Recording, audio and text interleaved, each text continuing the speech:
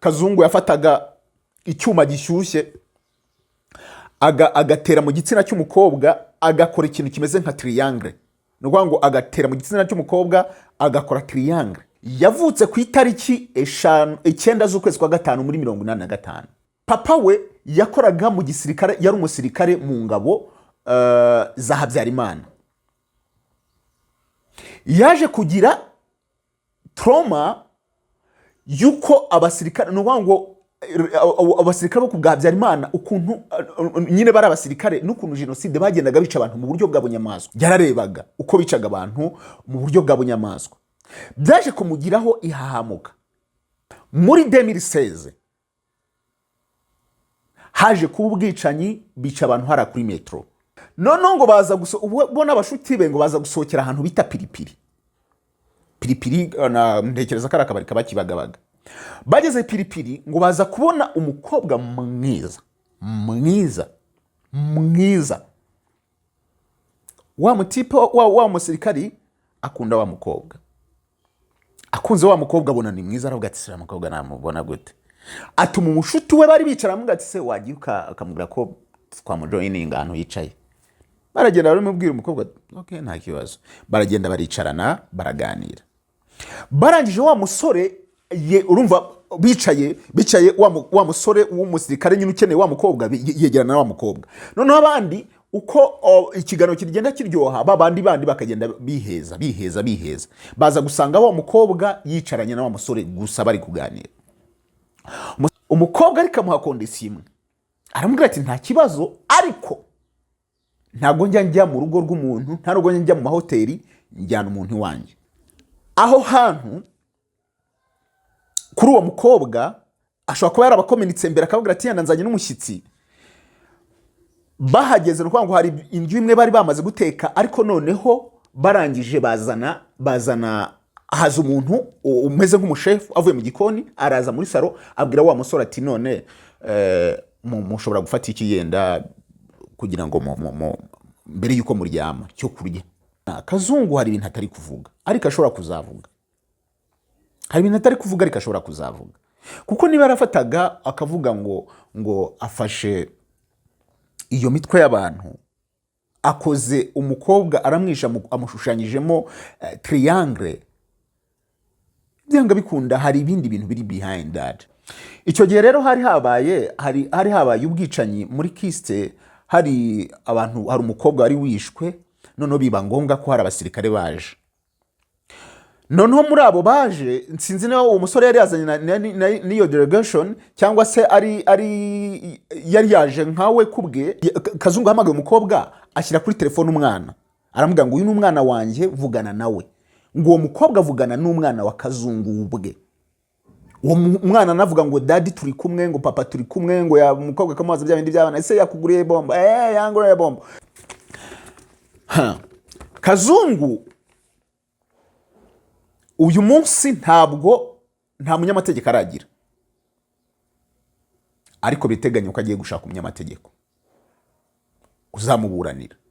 Gusa kuba yakoze iyo deal akavuga ati reka ntangire nemera, ashobora kutazafungwa burundu bakama 25. Ariko nje gusobanura kuri ibi bintu.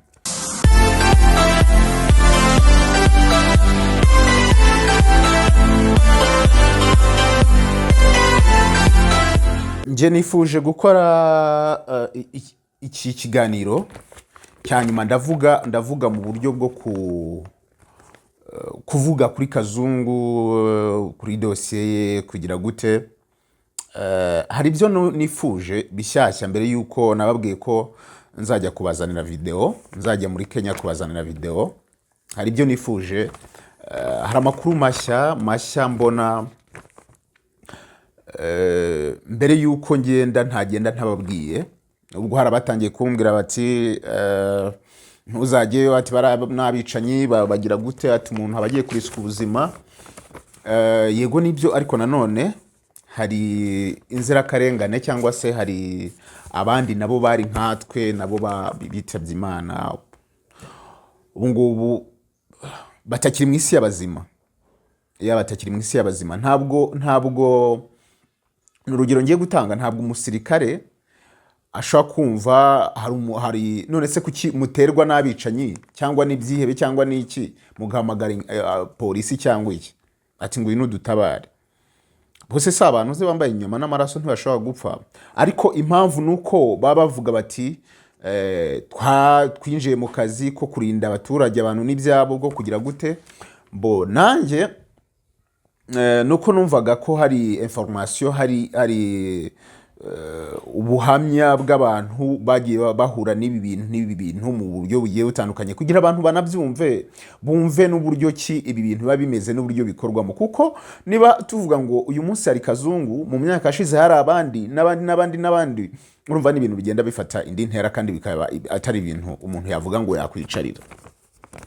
Ku munsi w'ejo mwabonye ubutumwa hari ibinyamakuru byabyanditse hari ababivuzeho gutyo ko RIB yavuze ibyavuye mu iperereza ry'ibanze.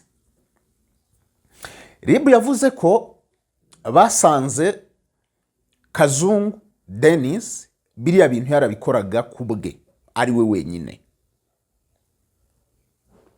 RIB irongera ivuga ko muri trace bakoze y'amafaranga acaga kuri telefone ya Kazungu ntaho basanze ahuriye n'ibyaha na kiriya cyaha. RIB irongera ivuga ko ibyo ni umuvugizi wa RIB nyakubahwa Dr Murangira Bitsi wabivugaga bavuga ko iperereza bateganya ko yenda nko mu cyumweru gitaha iperereza ryizaba ryarangiye noneho bagashyikiriza dossier ubushinjacyaha bukayijyana kwiregera urukiko noneho urubanza rukajya rwatangira. Muhona gensoma mu binyamakuru bavugaga ko ngo biteganywa ko urubanza rwa Kazungu rushobora kuzabera mu ruhame aho yakoreye icyaha n'ibindi. Icyakora ntabwo Murangira nta makuru menshi yatanze ndavuge ku ubundi Kazungu ninde ubundi niki ariko nje gusobanura kuri ibi bintu. Ubundi abantu bari kwibaza ngo ese ya foto nimwe tubona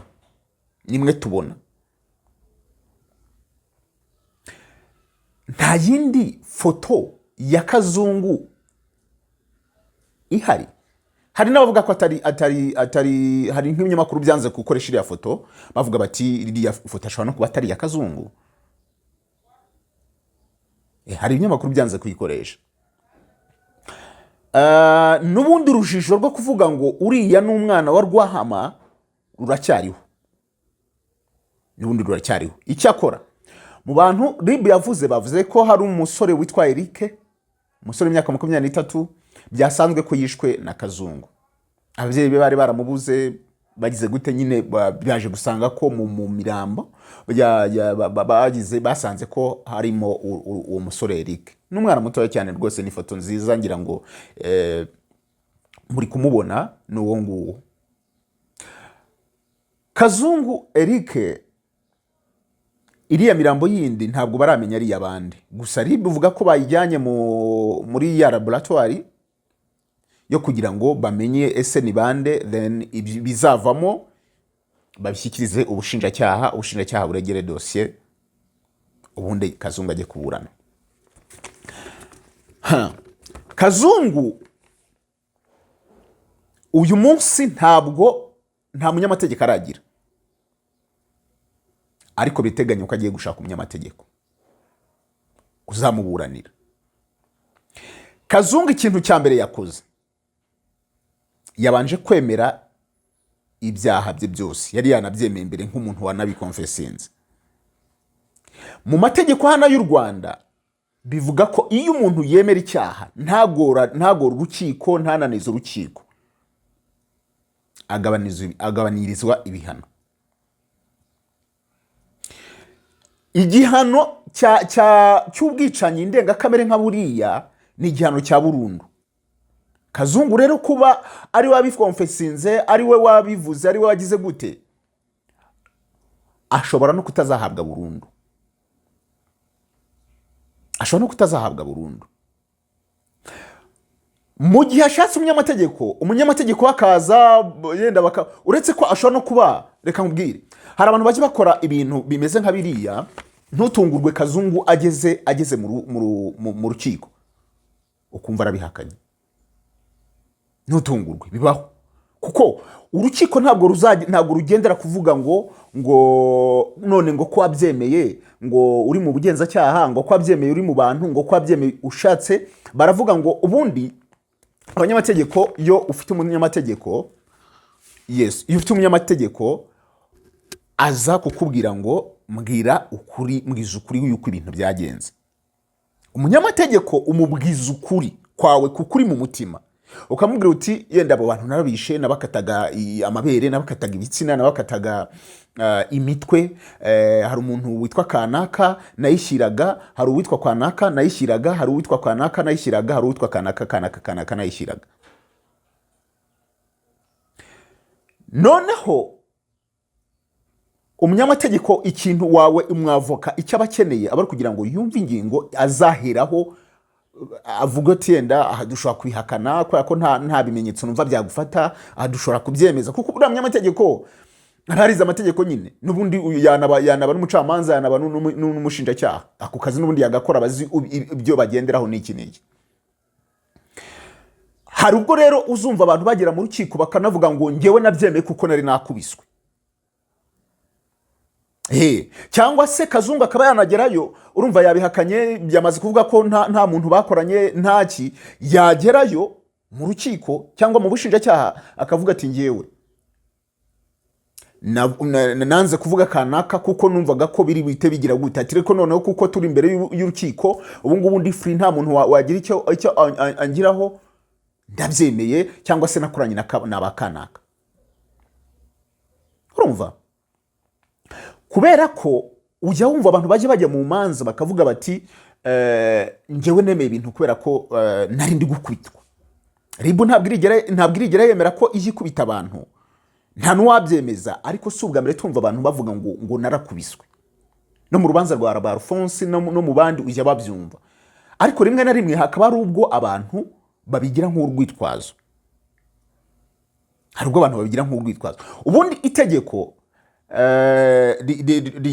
rya RIB cyangwa se rigenza ibyaha cyangwa se rivuga mu mikorere ya RIB, umuntu ntabwo akwiye kurenza iminsi 5 dosiye ye itararegerwa urukiko.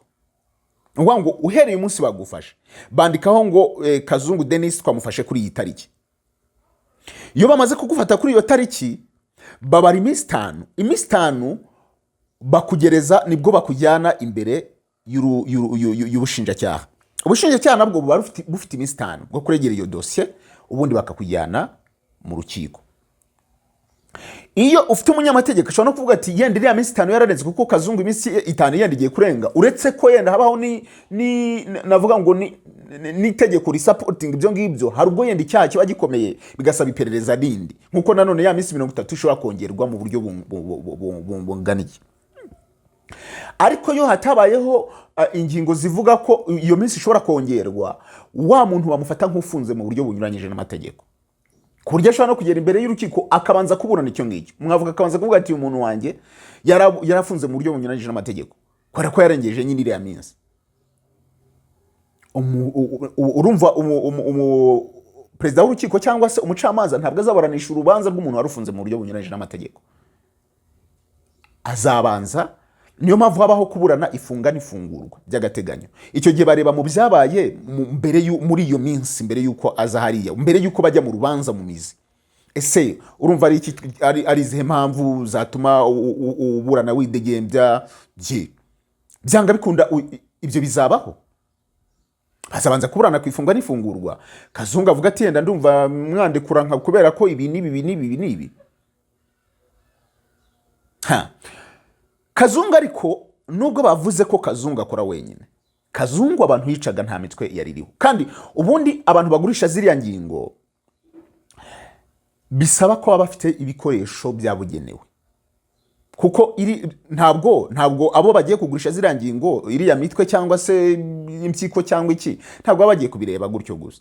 Ni ibintu baba bagiye gufata nabo bakabikoresha mu kazi kabo ka buri munsi. bisaba ko rero ufite ibikoresho bihagije cyangwa se byabugenewe bya bifrigo kandi ugakonjesha iyo mibiri kuri degrés Celsius iri hasi ya 30. Ni ngo ku bukonje buri hasi ya 30 ya -30 degrés Celsius. Ni frigo zabugenewe. None Kazungu ko bavuga ko yacuruzaga iriya mibiri, izo frigo yazikuraga ko ntazasanzwe mu nzu, niba nta bantu bakoranaga. None se niba Kazungu bigaragara ko atasotse igihugu cy'u Rwanda inshuro nyinshi, kandi mu Rwanda akaba nta mavuriro twavuga ngo ajya akenera ibyo, ko mu Rwanda nta hantu uretse ko yenda ubuvuzi bw'imitima bwaraje, tunashimira yenda Minisiteri y'Ubuzima y'u Rwanda ndetse na Leta y'u Rwanda muri rusange, abantu yenda ntabwo kiba ngombwa cyane ko bajya mu Buhinde za hehe mu bijyanye, hari indwara ziri kugenda zikemuka mu Rwanda rwose, ubuvuzi buri kugenda butera imbere cyane. Ariko ku bijyanye no kuvuga ngo umuntu hari ingingo, hari indwara byenda mu bijyanye n'ingingo mu Rwanda badakora. Bivuga ngo Kazungu yakoranaga n'amavuriro ari hanze. Ayo mavuriro ibyo bintu byabagiragaho gute? Kandi urebye niba nkubwira ngo bisaba ko ibyo bintu bigenda nk'amata y'abashyitsi, niba izo ngingo bisaba ko bazitwara nk'amata y'abashyitsi, bazikonjesheje, bagize gute, bazibitse ahantu heza hagize gute, ntabwo ari ibintu byaca muri panya. Ntabwo ari ingingo wajya gucana muri panya ngo uvuge ngo urajya guca panya ya Gatuna cyangwa panya ya hehe. Ni ibintu bisaba ko bica ku mipaka yemewe, either airport cyangwa se border zisanzwe.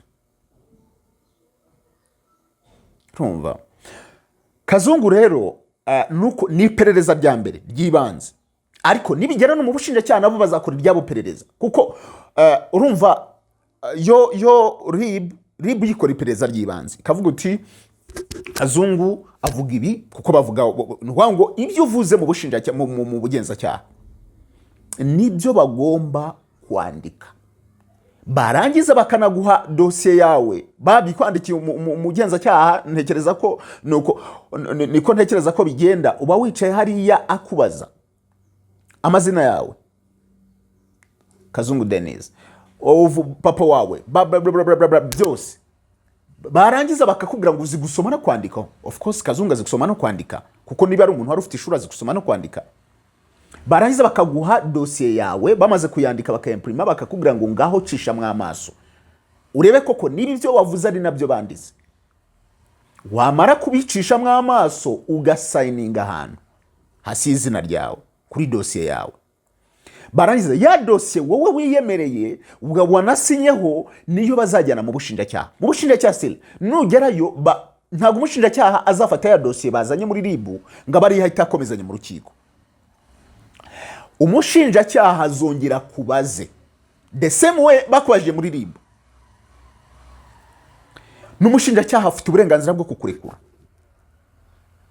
Impamvu ashobora kureba akabona ibyo RIB umuntu bazanye RIB yamuregeye nta ngingo, kuko umushinjacyaha urumva ni uzaba ari kuburana nawe cyangwa se ari kuburana n'umunyamategeko wawe.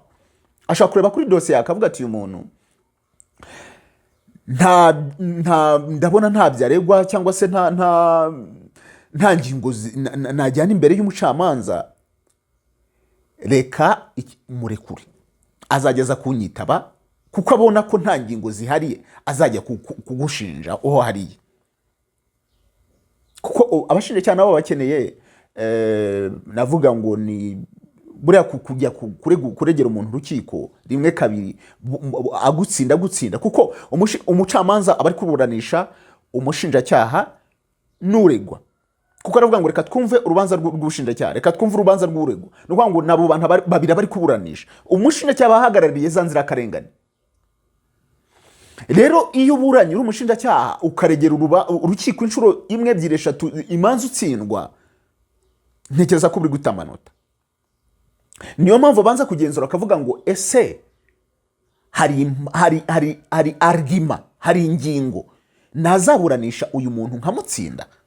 Iyo zihari nibwo akujyana mu rukiko.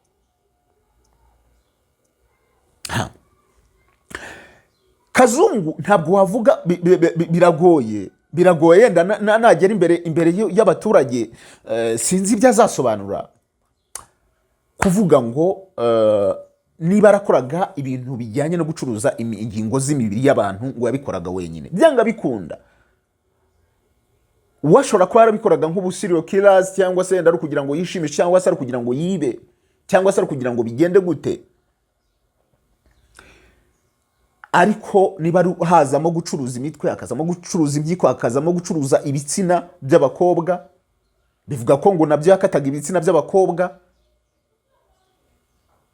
bikavuga ko ngo hari aho nagiye nsoma ngo Kazungu yafataga icyuma gishyushye agatera mu gitsina cy'umukobwa agakora ikintu kimeze nka triangle no ngo agatera mu gitsina cy'umukobwa agakora triangle sinzi niba nka gutya agakora triangle nka gutya mu gitsina cy'umukobwa ntabwo tuzi ese kubera ikiyo triangle yenda ari sign yiwe ubundi abantu bica abantu mu buryo nyine bwa serial killing barasinya ku buryo uvuga uti uyu ni kame wishuye umuntu ku buryo nugera hariya uvuga uti uriya ni kanaka n'ubundi no ngo amusigaho ikintu ku buryo bigaragara ko ari we wamwishe aba afite sinye ye asinya ku muntu nkuko n'abanyamakuru bagira uburyo kibasinya ku nkuru zabaga bati ni kame bla bla bla bla bla n'abandi n'aba serial killing n'akazi kabo nabo basinya ku nyandiko ku muntu bishe Kazungu rero sinye ye ku bantu bose yabaga yishe habaga hariho abakobwa kubacaho ikirango cya triangle niyo yari sign ya Kazungu ariko Kazungu hari ibimenyetso cyakora byinshi nka bitatu bigenda bigaragaza ko ashobora kuba ari umwana w'umukoroneri ukomeye mu Rwanda kubera iki icyakora sinzi abana abakekwa ko ari abasirikare sinzi ikibazo gihari cyane n'aba Kazungu mwibutse muri kwa Kazungu nanone wishe umugore we kandi akamwica mu buryo bukomeye cyane nawe yari Kazungu Kazungu sinzi narivuze ngo abana b'abasirikare hari ukuntu ibintu sinzi gusa sibo bamwe na bamwe ndimo nanone mwabonye urubanza rw'umuntu witwa Hervé Bayingana wa Belgique. Hervé Bayingana yavutse ku itariki 9 z'ukwezi kwa gatanu muri 1985.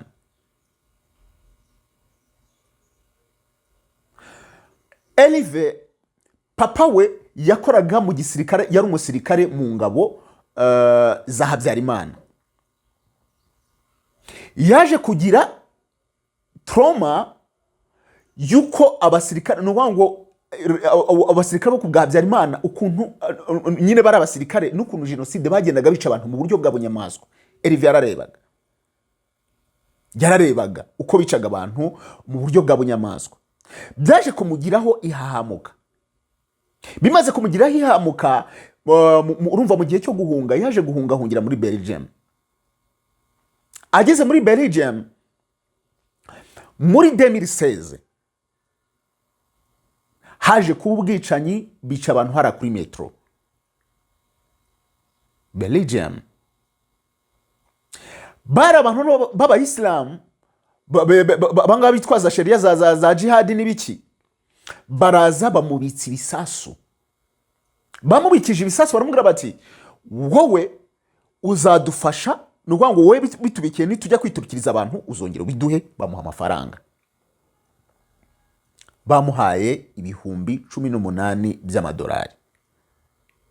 Nubwo bari abantu baba bari hanze kubwabo, umuntu uri muri Belgium kumuha ibihumbi 18 araho gusa ngo mbikira boro, na amafaranga menshi, na amafaranga menshi uko tuyumva hano mu Rwanda ari menshi, na hari aba bumva ari menshi bro, nabo babumva ari amafaranga menshi.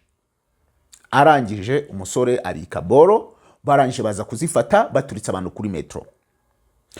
Mu iperereza polisi yakoze baje gusangamo Hervé Bayingana ni umunyarwanda.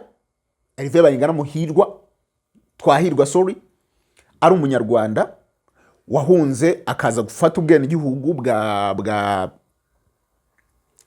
bwa Belgique ko nawe ari umufatanyacyaha muri ubwo bwicanyi bw'indengakamere bwabaye muri Belgique. Baramufashe baramufunga. Ubu ngubu nibwo urubanza iperereza ryari ririmo rikorwa. Ubu ngubu nibwo urubanza rwabo batangiye kubasabira ibihano. Bari kumusabira kumufunga imyaka 10. Bazamufunga imyaka 10 muri gereza. Nibarangiza bamwambure ubwene gihugu bwa Belgique. Namara ubwo nibamwambure ubwene gihugu nyine ashobora kujya mu kindi gihugu cyangwa se akagaruka bakamudeporting bakamuzana mu Rwanda. Yenda ku myaka ye imyaka 85 kugera 94 yari afite imyaka 9 yenda byagorana ko yakoze genocide. Ariko nanjye kuvuga ngo abaye zari kuba ubundi ikintu cy'amaraso. Imyaka yose wagenda ahantu hose wajya uko byanga bikunda isi bizabikubaza. Isi ibizabikubaza. Urebye bari abantu bari bicaga bagakiza kuri leta ya Habyarimana.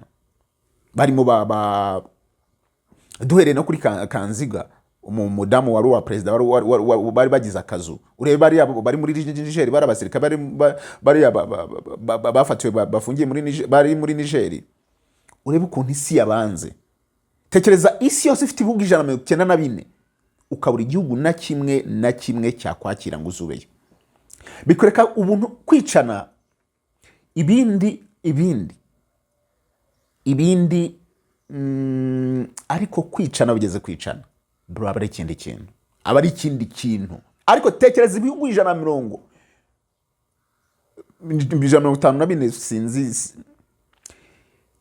byose bikanga kuvuga ngo ntabwo dushaka uyu muntu kandi uri imbaraga bazi ko wari umuyobozi wakoze iki wagize gute ufite ubumenyi wari warize wagize gute ariko isi yose kavuga ngo nubwo afite ubumenyi bungana gutya nubwo agize gute ariko ntabwo tumushaka.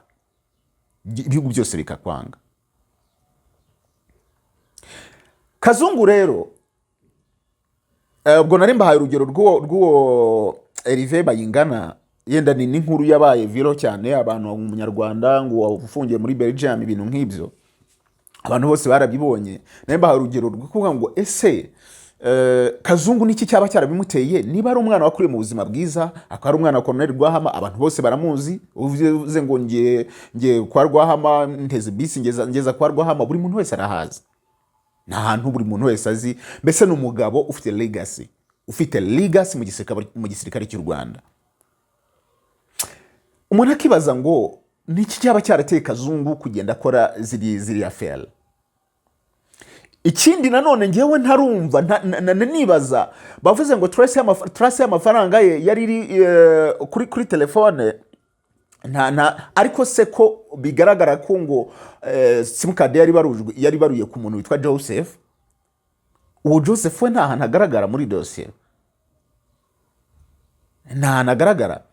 Gusa mu buhamya Ribu yavuze bwatanzwe na Denis ubwe ndetse n'abagiye barokoka ubwicanyi bwe bakabona bamuvuyeho bavuze ko nta wundi muntu bafatanyaga kubica.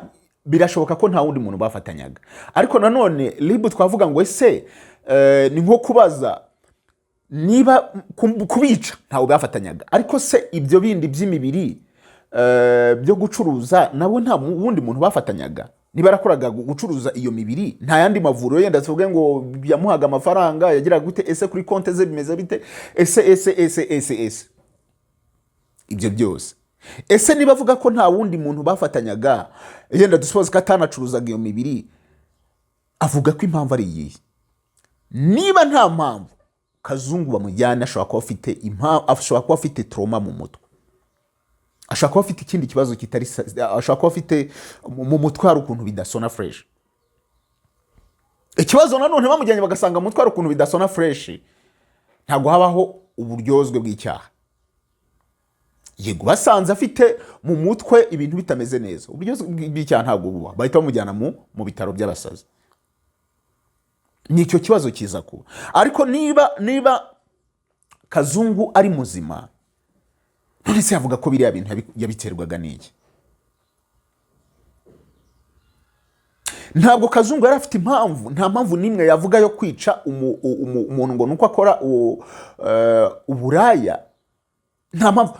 Reka nkubwire, mbaho urugero rumwe. Hari ubu ngubu yarasezerewe mu gisirikare cy'u Rwanda, ariko niba mwibuka ibintu byajyaga biba ngo abasirikare bagiye Darfur, icyo gihe kuri mission za Darfur kera mu myaka nka za 2000 na kangahe na kangahe, yari abasirikare bajyagayo bakaza bafite amafaranga menshi. Sinzi n'ubu yenda nibyo, ariko abasirikare bajyagayo bakaza bafite amafaranga menshi.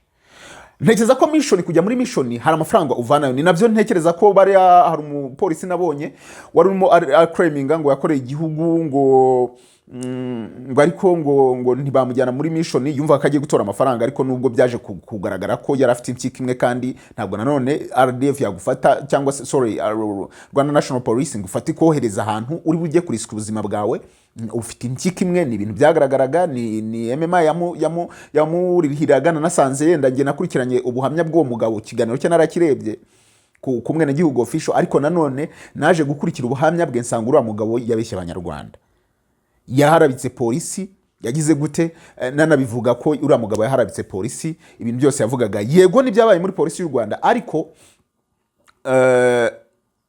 ibyo kuvuga ngo baramutoteza bagiraga gute, impamvu ngo atagiye muri mission nuko yari afite impyiko imwe. Kandi nanone nawe uri umuyobozi wa polisi ntabwo afata umuntu muri ubuzima bwe umujyana ahantu hanze, ahantu batabibuze, nta kumukurikirana ntaki,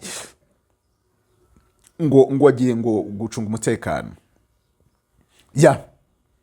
Hari umusirikare rero wari waragiye muri ibyo bintu mu butumwa, aza kuzana amafaranga menshi.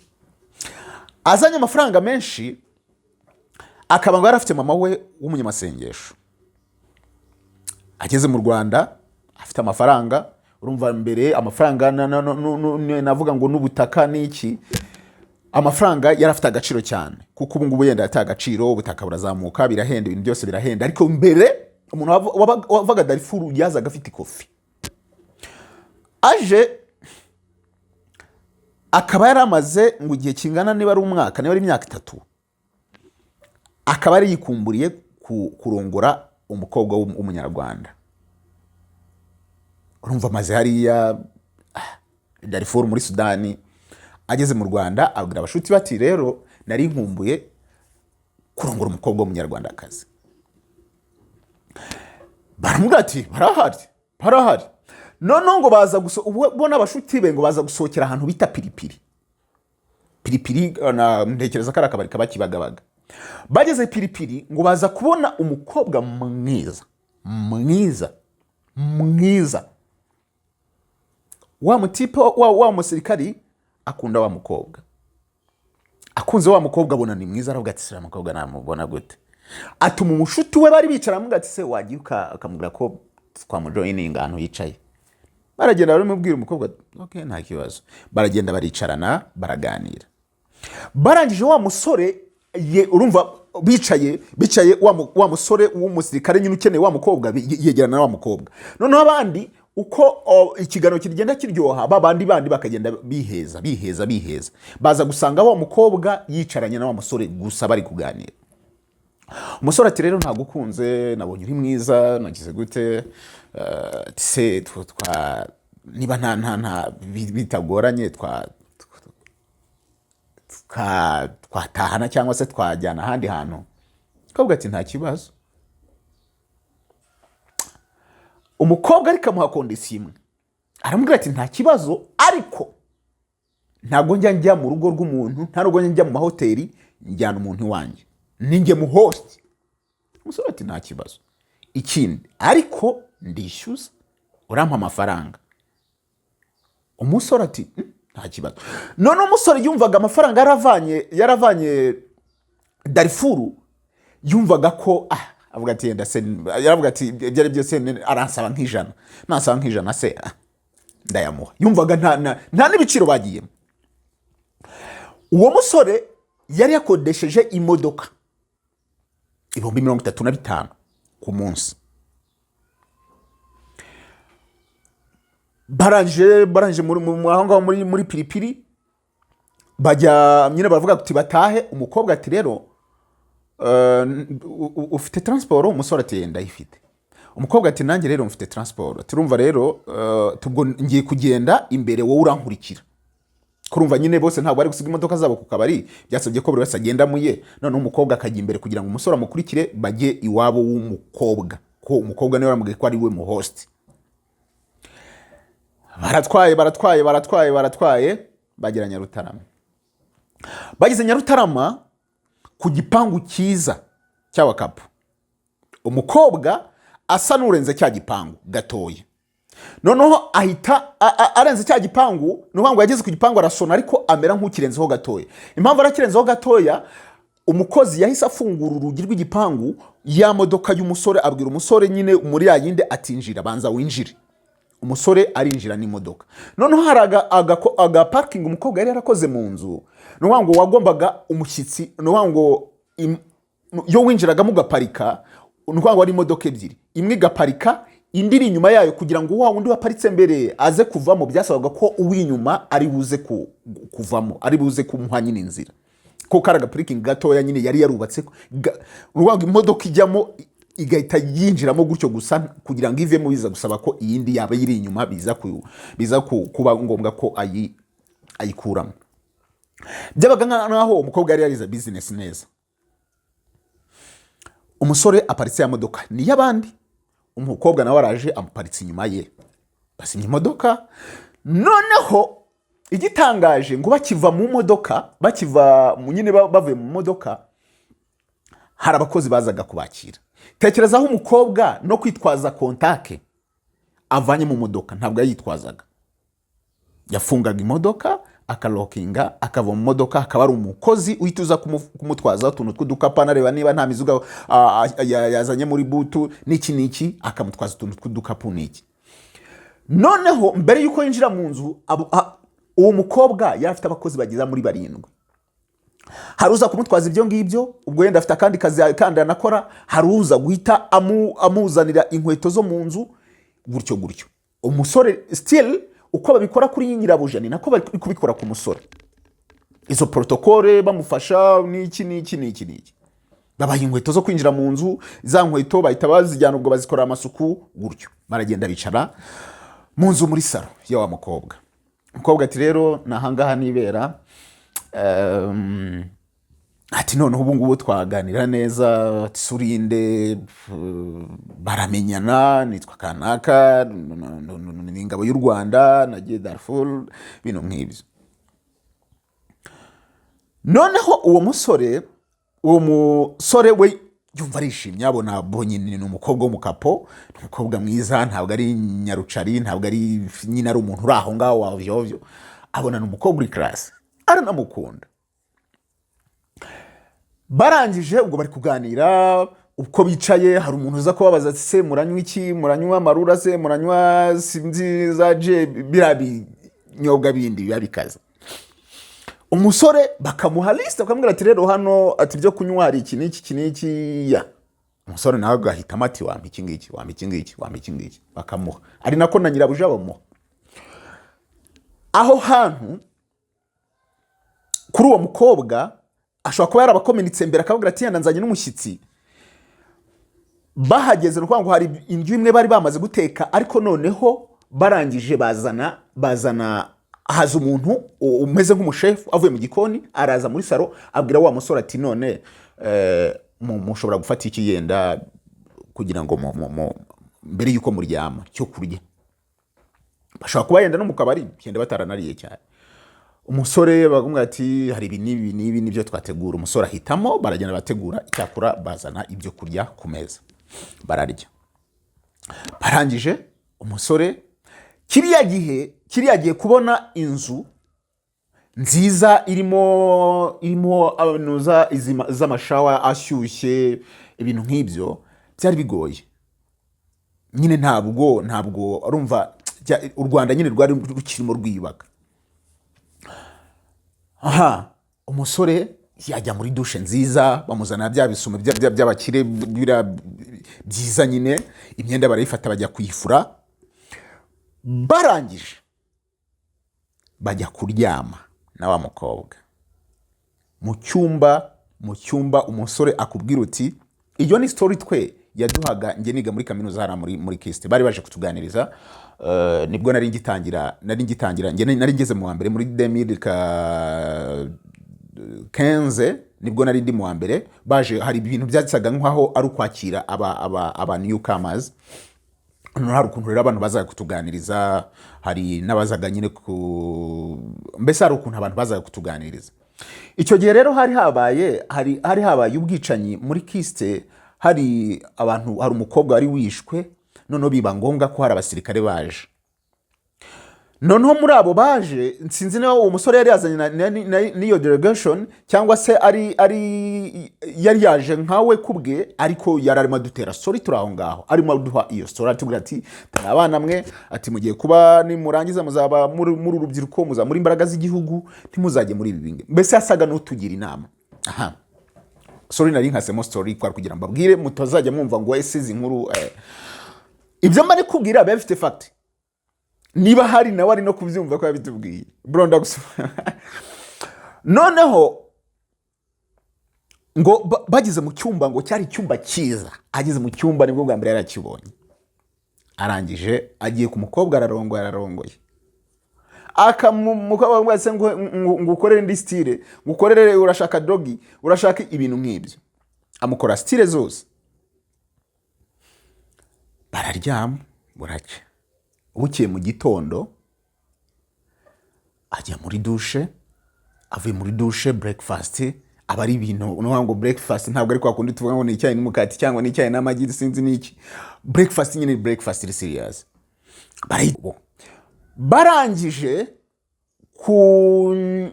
fata breakfast ntabwo bamuzaniye ya myenda ye yaje yambaye yindi yagiye gutera ipasi bamuzanira indi myenda yo kuba nyine ari mu rugo mu gitondo kurumva bavuze ati yenda umuntu bibaye saa 2 cyangwa saa 1 cyangwa saa 3 ntabwo ari bubyuka agenda ko nawe babonaga yenda nta gahunda afite yo guhita agenda bamuha indi myenda mishyashya kandi ubona ko iri fit bisa naho umukobwa yari umuntu wari uzi business neza agafata akavuga ati yenda imyenda y'abantu bari medium small large bintu nk'ibyo akayitereka mu cyumba bamuha imyenda umusore arambara abaraho noneho wa mukobwa aramubwira ati se uragenda uyu munsi cyangwa umusore ati oya sheri none se ntabwo twakwigumanira se n'uyu munsi rimwe umukobwa ati nta kibazo umusore ati nta kibazo ahita urumva ko yakodesha imodoka ye y'abandi ni mu 35 yagomba no kwitwara uwo munsi nyine ahamagara nyine imodoka amubwira ati ngewe reka nkohereza amafaranga imodoka ndacyayifite iyi modoka ati nta kibazo ubwo biriwe baba bacinga bagira gute bigeze nimugoroba umukobwa ati ngewe rero ngiye gutembera aho gatoya utubwo niba ukiri aha turaza gusubira ndari umuntu tuye kubonana ntarantu ngiye kuba ndyoshye aho gato ndaza iyo bigize nimugoroba mba numva ashaka kujya kureba ufata umwuka wa hanze nkumva uko bimeze umusore ati nta kibazo twajyana barajyana mukize mu modoka umukobwa barongeye barajyana baratembera mu mujyi wa Kigali baratembera baryoshye bagarutse still ubuzima burongera buba kwa kundi ararara gutyo bigize mu gitondo rero umusore ati sheri ndashaka kugenda aho umukobwa ati urashaka kugenda ati sha umukobwa aramushimira ati sha umwana mwiza wadusuye tuambere umukira mwiza iminsi 2 bura ntabwo ari ikintu cyoroshye tuambere umukira mwiza ati wafataga contact kanjye nanjye ngafata ka wenda twazajya tunagira tunavugana ya umusore ati mbese baramenyana barishimana bagira gute bafatana amanamba bagira gute ibintu nk'ibyo umukobwa arangije ahamagara umuntu uzanira umusore ya myenda yindi yazanye bwa mbere iteye ipasi bayigize gute n'inkweto arambara harangije haza undi muntu umusore ngo nibwo aramubonye bwa mbere azana facture guhera binjiye mu nzu kugera iyo saa yaragiye kuhava muri iyo facture hari imwiki za nzoga yatumaga bamubwira ngo uranywa iki bya biryo avuga ngo urarya iki ya myenda bamuhaye ngo yambare buri kintu cyose noneho bigera kuri fagitire yo kuba yarongoye nyirabuja. Fagitire igeze umusore, fagitire yari ihagaze miliyoni 6,314 n'ibiciro 35. Urumva ayo mafaranga just in 2 days. In 2 days umusore arebye fagitire aravuga ngo ko akeka ko atari iye, ngo se ntimwibeshyera kubibira urupapuro muri kuruma. Umukobwa ati wowe ushinzwe ibintu by'imibare, ngewe ntabwo njya mbimenya, uyu niwe manager wanjye, niwe ureba imibare uko twayikoze, ni utanga aba yandika ibintu byose. Ati ubwo ayo mafaranga ubwo yanditse aho nyine ubwo niyahuye n'igiciro. Umusore ati miliyoni 6 y'u Rwanda kuri icyo gihe. Umukobwa ati mbona usaze. Ati none se fata ibintu byose, fata kwanza ubare kurara muri iyi nzu byonyine, ufate baguhaye gusa kurara muri iyi nzu, wakwishyura ngahe? Fata njyewe kundongora ituri imwe, noneho ijoro ryose amajoro 2 ukube, undebe ukomeze umpa agaciro ko kundongora ijoro ryose, ushyireho irya kabiri. Ufateho abakozi bose bagiye abagufuriye, abaguhaye silipa bagize gute bose ubibare, ubari ibyo kurya, twaguhaye parking ya 2 days, naragutemberanye, nta kintu na kimwe nakwishyuje, naragiye nkuzungurutsa. None ngo ayo mafaranga ni make, ahubwo impamvu yabaye makeya nuko twashyizeho discount ku banyarwanda. Sore kuvuga ibi bintu ngo nuko bashyizeho ngo discount ku banyarwanda, ko nawe ngari umunyarwanda ngo kugira ngo abone service, ngo abanyarwanda ngo bafate ibya made in Rwanda. Ako ninjye ukishyiriyemo ntabwo yakavuze, ariko ntekereza ko yenda ngo yashyizeho discount ku banyarwanda uko no kugira nyine abanyarwanda bafate ibya made in Rwanda. Noneho ati wakubwira ko yongiye hanze, yongiye za Dubai, yenda bashadibu batangiye kujya yubu nabo bande, ariko hari abakobwa bahagize muri salo, bahagize nko mu gikoni, bagiye uza zamani kera cyane, batangiye uko kazi ko kugenda gukora izo nuze, bajyaga muri za England za juste kuri ibyo bintu gusa. Arangira amuga ngo uwakubwira ko y'umuntu amamagaye nkajya mu bihugu byo hanze kwijoro rimwe ampa $10,000. None wowe amajoro 2 bakugize gute miliyoni 6 wasaze? Umukobwa atawubwishyura. Umusore ati urumva ni umusirikare, atamubwira ati ariko wibagiye ibyo nakubwiye. Ati wambwiye ibiki? Ati ngewe ndi ingabo y'igihugu. Ati ibintu n'ubusambo, ndaje mpamagare baze babafunge nona. Umukobwa aramubwira ati urashaka guhamagara nde? Muguhamagarire. Ati ushaka guhamagara general nde? Muguhamagarire. Ko ba general bose nimero zabo nzigira. Ati mbaguhamagarire se niba ushaka ko kundegaho. Amwereka amanimero y'abasirikare bakomeye bose. Ati niba ari nabo ushaka reka mbaguhamagara, ahubwo utirirwa wirushye unakoresha amayinite, reka nge mbaguhamagare. Ati naho ibindi byo kuvuga ngo ubusambo ni iki? Ni service naguhaye, ni ibintu twumvikanye, waje nakubwiye ko ari ukwishyura, ntabwo agize umbaza ngo nangahe, ngo nkubwire uko service zacu zikora. Numvaga ko wifashe umeze neza, waruvuye Darfur wabimbwiye, umvaga ko amafaranga rero ntugire ikibazo cy'amafaranga. None umusore atekereza ku mafaranga avanye Darfur, urumva ni ingabo y'u Rwanda, naza kuvuga ngo nagiye mu ndaya ngirya amafaranga, ubwabyo ni skandari, ahita agwa mu kantu. Ubwo no kwa ngo impamvu korato bari bafite cyangwa se ingwate uwo mukobwa yari yafashe, ni kwa kunina kubwe ngo imodoka imwe yarinjiraga, ya indi wa musoro ikinjira imbere, umukobwa agaparika inyuma ye kugira ngo ataza kubona uko akuramo ya modoka ye ngo agende. Urumva birangiye, urumva imodoka siye yari yayikodesheje 35. niko na nyiri imodoka ari kumuhamagara ati none se uyu munsi kutari kuyohereza, kuko yari yamwohereje ayo iminsi ibiri, ubwo bari bageze ku munsi wa gatatu atari kohereza, ubwo urumva ni 35 agira ikibazo, si imodoka ndayitwara gute, kandi ntabwo nuvuga ngo nagenda imodoka arabayisize, kandi imodoka iravaho ngo bishyuye amafaranga. Arebye ukuntu uwo mukobwa ameze, abona ni umukobwa ushobora kuba wigererayo aziranye n'abantu bakomeye ku buryo ataza n'inuza. Areba n'ikindi aravuga ngo uyu mukobwa ninjya guserera nawe birangira ngeweho ikibazo. Urasanga afite abantu bakomeye baziranye. Nanjye ubwanjye mu gisirikare cy'u Rwanda gifite nka discipline, ntabwo ibyo baramfunga nanasebe genda banajyo bananyirukanye, kuko ntekereza ko icyo kintu RDF takihanganira. Ni story simuvuze, ariko umuzirikare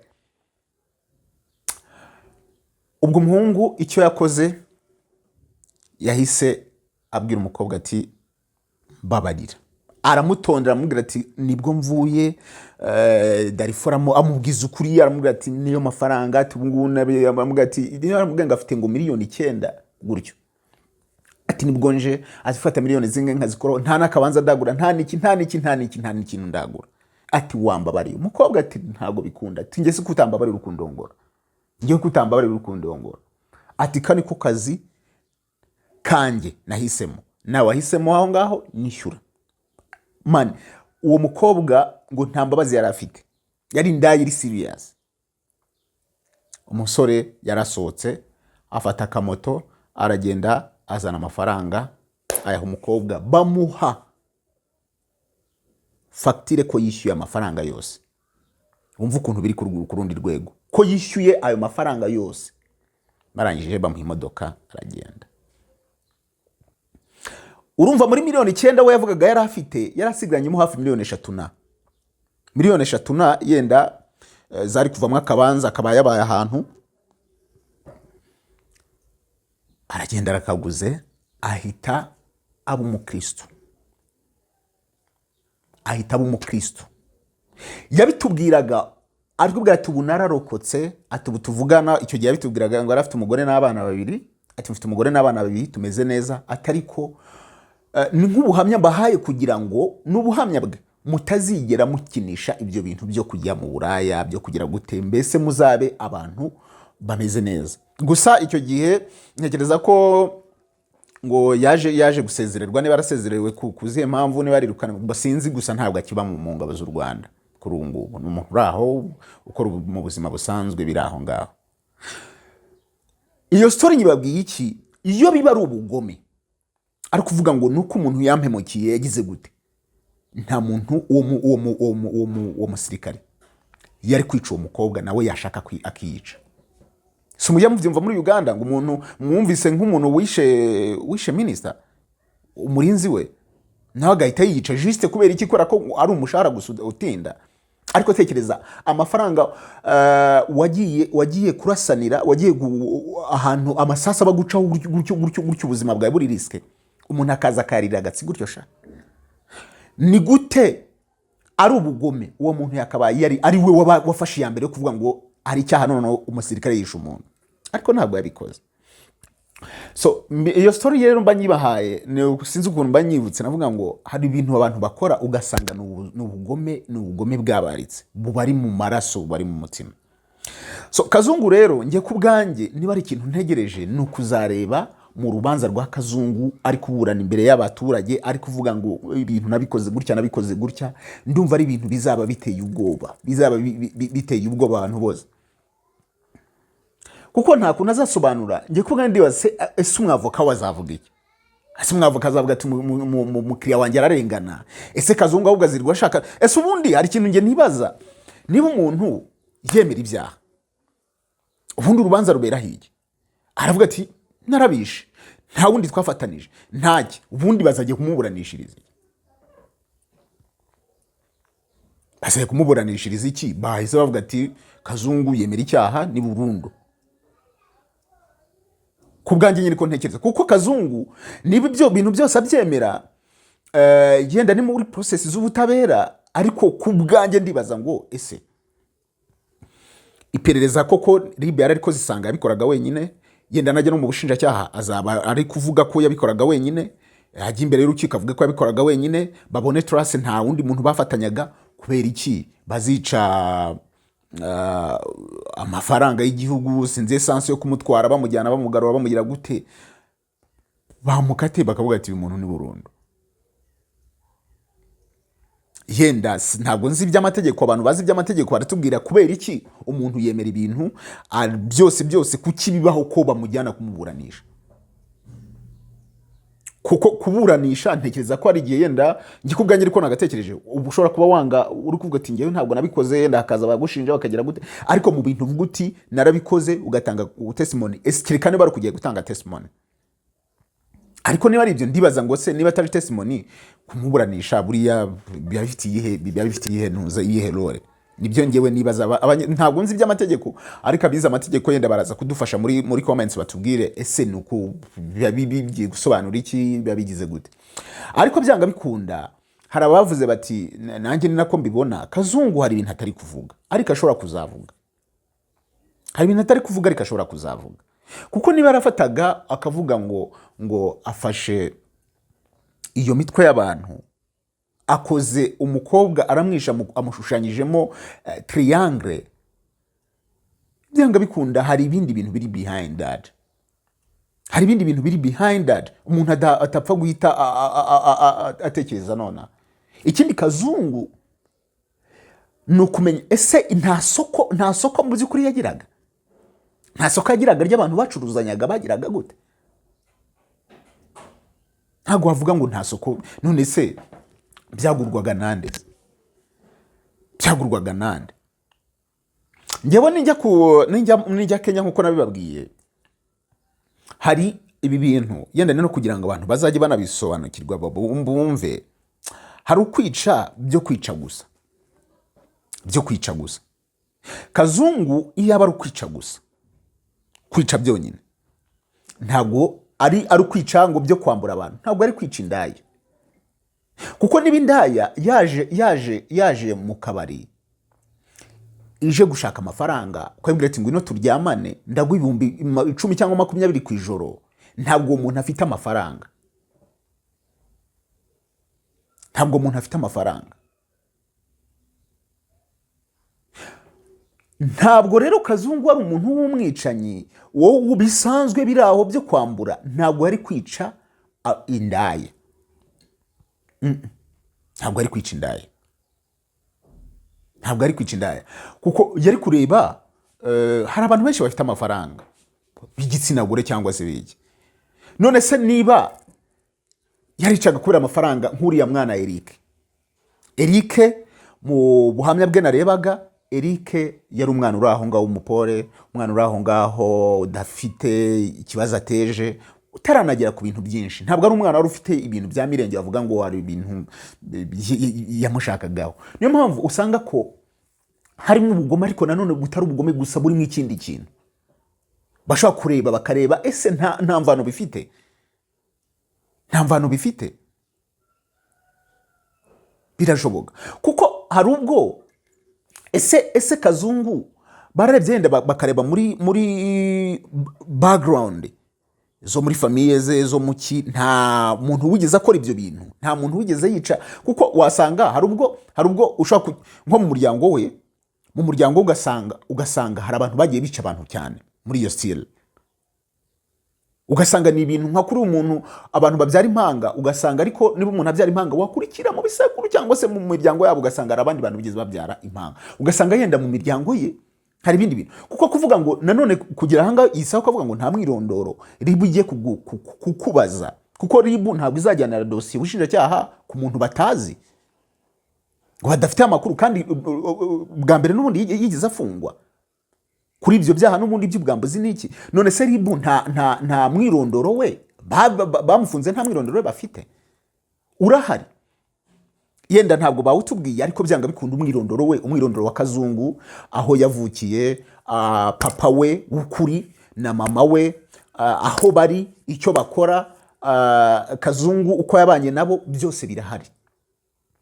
Byose birahari ngibi muri ribu byanga bikunda birahari. Ndetse n'iriya foto ukuri kwayo umuntu wayifashe n'igihe yafatiye iriya foto imwe tubona twese turabona tukabona ni ifoto iri aho ngaho, abantu bakanibaza kuko ari iyi foto igaragara gusa. Ese uyu muntu yenda nta nubwo abashuti ze nta nakandi gafoto zigira, ese ntaki nta mbuga akoresha ntaki, ariko byanga bikunda hari andi mafoto yenda abantu bazamubona icyo gihe. Ariko Kazungu dosiye ye irabyimbye byanga bikunda ukuri kw'ibi bintu kuzamenyekana kuko Kazungu byanga bikunda amaraso azagenda amupusha, amaraso y'abantu bishe azagenda amupusha haryamye amahoro aburi agire gute, agera confessing avuga ati aba bantu kuko nta n'impamvu. None se Ribu yajyanye imibiri muri laboratoire kugira ngo bamenye mu bizikora abantu Kazungu yishe, baba mubajije kuko niba nta kibazo afite cyo mu mutwe, niba ari umuntu uri muzima agize gute, niba bamubaza. Hari umukobwa watanze ubuhamya aravuga ati ngewe nari inshuti ya Kazungu, ati yansanze muri butike ahantu nacuruzaga, ati tuba inshuti, ati bijya nihuta cyane turamenyana, ati noneho nza gushaka ahantu nimurira akabari, nza kujya gushaka mu Busanza, ati Kazungu turagenda amfasha gushaka inzu, turanayibona $200,000. Tubwira nyir'inzu ati noneho tuzagaruka tuje kwishyura. Ati ubukurikiye bakomeje kuba inshuti, bananazunguruka bajya muri mudugudu wa Busanza, hari bagize bimuriye abantu bo muri Banyahe. Ati Kazungu asaba kujya mu rugo iwe,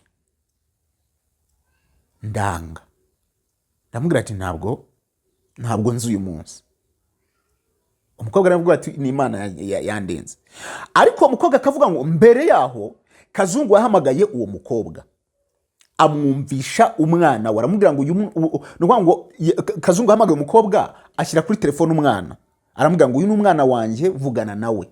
Ngo uwo mukobwa avugana n'umwana wa Kazungu ubwe. Uwo mwana anavuga ngo daddy turi kumwe, ngo papa turi kumwe, ngo ya mukobwa kamubaza bya bindi by'abana, ese yakuguriye bomba, yanguriye bomba.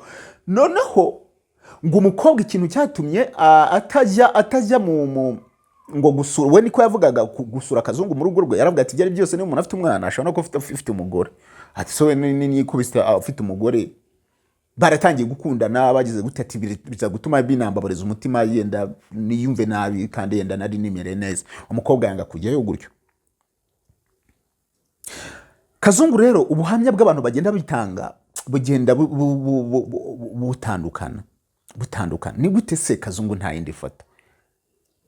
Ikindi uriya muntu witwa Joseph wo kuri mobile money, ngiyo ntabwo nibaza impamvu Joseph ataza kugaragaramo muri iyi dosiye, kuko ntabwo Kazungu yabafite, ntabwo Kazungu afite indangamuntu ebyiri, ku buryo yenda imwe yitwa Joseph niba Nsabimana, indi akita Kazungu Dennis.